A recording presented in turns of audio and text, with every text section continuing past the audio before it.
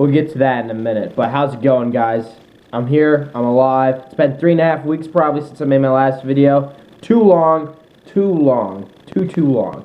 I got my Buffalo show recap to do. I got ttms. I've got a new show coming up, and we got football talk to do. So let's get into it. Football talk. The Titans making headlines. I like it. Trading for DeMarco Murray. Literally switching 4th round picks, and they threw in DeMarco. That's pretty much what the deal was. Very excited about it. I really didn't like how Philly used DeMarco last year. I think they really underused him. He wasn't the main guy there, which I think was clear to everybody. I mean, they used him and Ryan Matthews and Darren Sproles like idiots. Chip Kelly has no idea how to use a running back like DeMarco Murray. DeMarco Murray belongs behind a quarterback, not in the shotgun, like Darren Sproles probably should be in the shotgun. Just didn't make much sense how they were using him last year, but thank God the Titans got him. They restructured his contract to make him not even that much.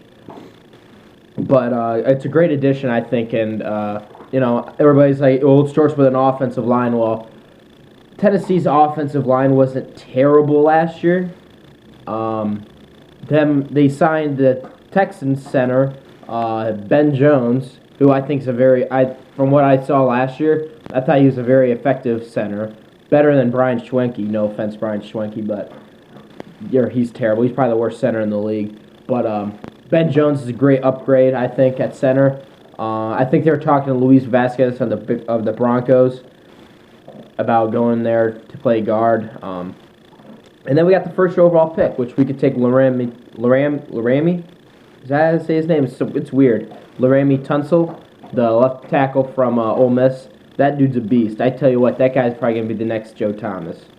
The way he manhandled freaking SEC defensive ends and linebackers. So I got some faith in that dude. So Titans, I think Titans are on the right path. They got Rashard Matthews, which I thought was a good pickup from the Dolphins. We'll talk about the Dolphins next.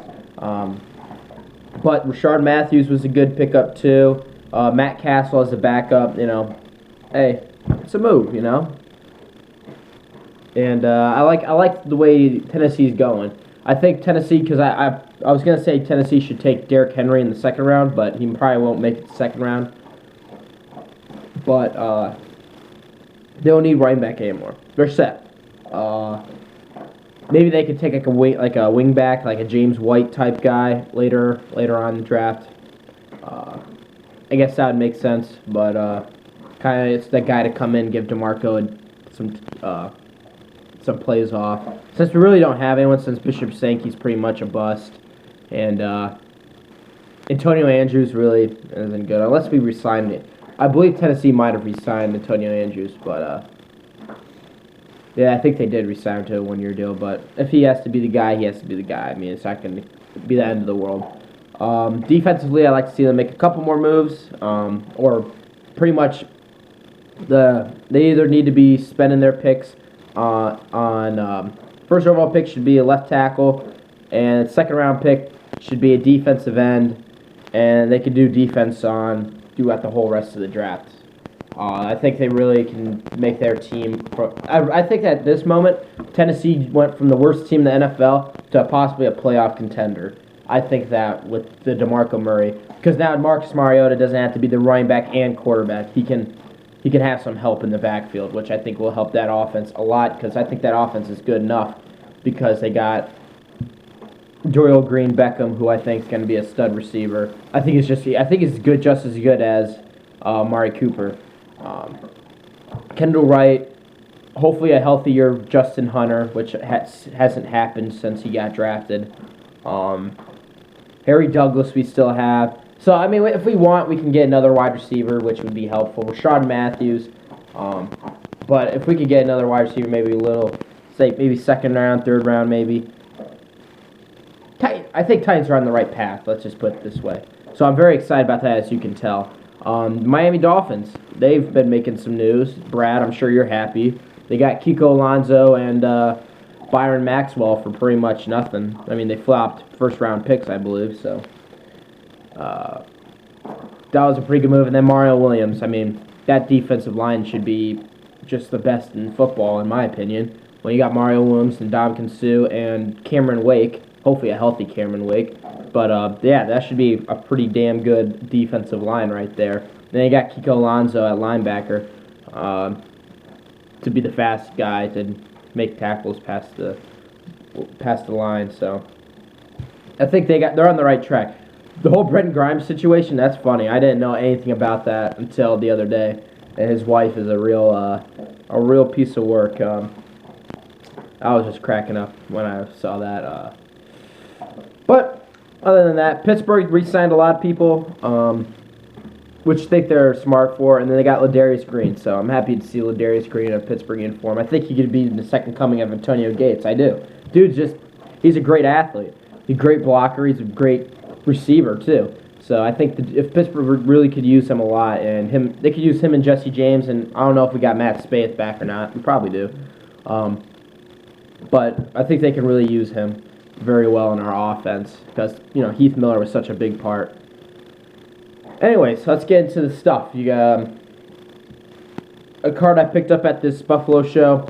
It's from last year's Top Strata. Yeah, 14 Strata. This is the clear-cut patch auto. Nice patch and nice auto. Number 50 of 50. Jeremy Hill for the J Hill PC. So awesome addition right there. Or 50 of 50 if you can see that. So good stuff there. TTM wise, I'll get to my helmet last. I got this the other day. Didn't sign it. Dewey Selman. Then I looked. He signed the back. So, one way, I kind of wish he would have. I really wish he would have signed this because that's just the perfect spot for a signature, wouldn't you think? But he signed it, so I can't be greedy. And then I got a 4 of 4 success, or no, a 2 of 4 success from my man Clint Frazier. Got on this Topps Chrome and on this Bowman paper. So really cool to get that back. I got 2 more back unsigned, so I'll probably just send these out for this season. Might as well. I think dude's going to be a stud, and a lot of people think he's going to be very good. This next one, I got this 4x6 in the mail the other day. Can't tell you who it is. If anyone knows, any Raiders fans out there, or people who TTM this guy, there's a... I thought Mike Mularkey, but I don't remember him ever being a Raider or a Raiders coach. So, I don't know about this one. So, yeah, I got no clue. So, mystery guy for the win. Now let's get to my helmet. The helmet turned out fantastic. Met Thurman Thomas, and I met some other dudes with my dad. Met Andre Reed, Bruce Smith, Marv Levy. Marv Levy's a really cool dude, I'll be honest. He's pretty cool. But Thurman Thomas was probably the coolest. Real nice guy. Pretty straightforward to the point, dude. Definitely, it was funny because after we met him in the line, we went back out to our vehicle to drop our stuff off so we can look at the card show, which really wasn't much of a card show, but we looked anyways. And we went down there. I just want to check the time. We went down there, and Thurman Thomas walked right by us in the parking lot. I'm like, oh, there's Thurman. It was like, I was like, I really wish, he was on his phone, and he looked like he was in a rush, so I was like, I really wish we could have got a picture. I got a picture with him, though, so it's pretty cool. But I got the first signature on my helmet, bam, with the HOF inscription. So in that gold paint pen, I thought it came out fantastic.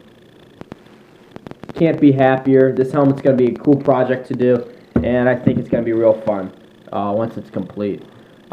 Speaking on the helmet and the project, like I said at the beginning of the show, I have another show on the beginning of the show, on the video. I wish I had a show. At the beginning of the video, I mentioned a show. Well, that show is going to have a big impact on this helmet, see? This show is going to be at Robert Morris University, which, if you guys don't know, is in Pittsburgh. Apparently. I didn't know that. I didn't know it was in Pittsburgh, but apparently it is. So it's at Robert Morris University.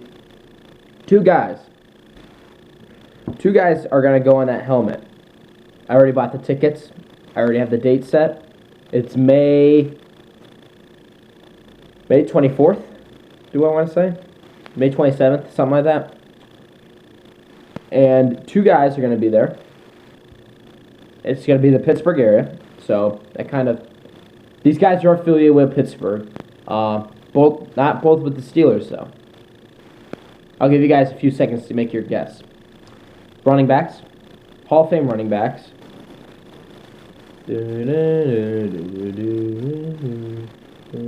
Alright, you guys got your answers in? Okay.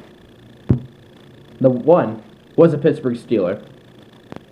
Just recently got inducted to the Pro Football Hall of Fame, Jerome the Bus Bettis. He is going to be in Pittsburgh. Very reasonable cost. I'm definitely going to meet him. Growing up, I mean, I grew up Pittsburgh Steelers football, and he was the running back. I mean, it was him, and then towards the end, well, that 2005 Super Bowl was Willie Parker. He took over the reins, and we all know how that ended up. But Jerome Bettis, I mean, he's a Hall of Famer. He's one of the greatest of all time, and I really respect the hell out of the dude. He's just an all-around great guy, it seems, and I can't wait to meet the guy because he's just going to be awesome to me, I think. And then the second one, this one threw me off. I didn't know this guy. This guy attended the University of Pitt when he was playing college. He's a Heisman Trophy winner, College Football Hall of Famer, an NFL Hall of Famer. Played for the Broncos, and he played for the Cowboys. Tony Dorsett. I tell you what, Tony Dorsett, I totally forgot about.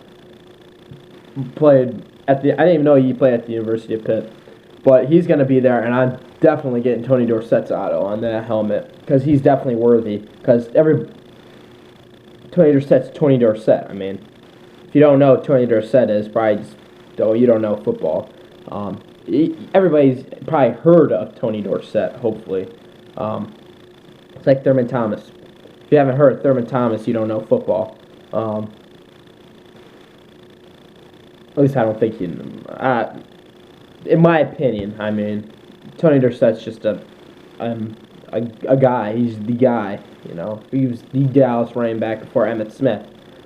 So, and him and Emmitt Smith are the two greatest Dallas Cowboys running backs of all time. So, in that case, my helmet.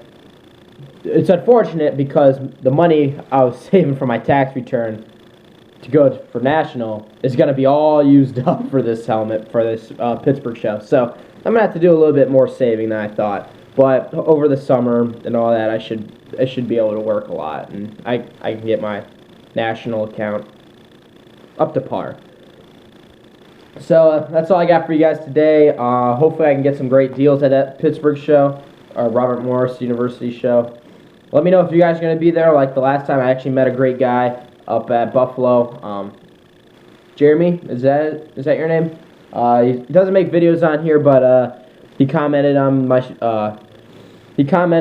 the video before that I was saying I was going to be at the show, and he said he was going to be there. I got to meet him. He walked by. He saw me looking at a Jeremy Hill booklet, number 5 of 5. It was a knit hat patch. Thing was beautiful. Dude wanted too much for it.